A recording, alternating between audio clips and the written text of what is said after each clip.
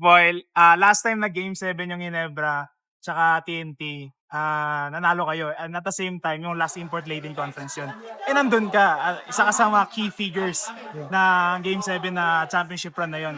Siguro without you, anong kailangan gawin ng TNT para makuha yung Game 7 na yun? Unang-una siyempre just to play yung defense pa rin kasi yun yung pinakauna. Kasi alam naman namin gumagana yung defense team namin. So just stick to it.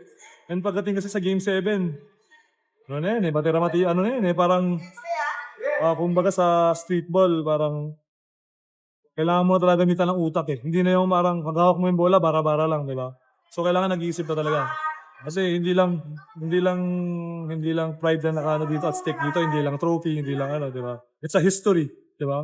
History, it's a rivalry between Ginebra and Tokentex, di ba? So it's bigger than the game, di ba? So it's bigger than the game itself. So para sa amin to be in a position na lalo na game 6, puro injured pa. Wala pa si Calvin, wala si Brandon. So we really have to dig deep kasi wala nga yung mga star player namin. So, and then we proved na kaya naman namin. Pero, kaya namin kung mag-stick kami sa game plan.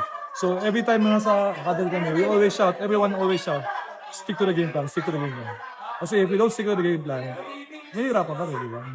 Our only chance for us to win is to play defense. To play hard-nosed defense. Because, Ginebra, Coach Kim, you have Scotty, you have Troy, you have RJ.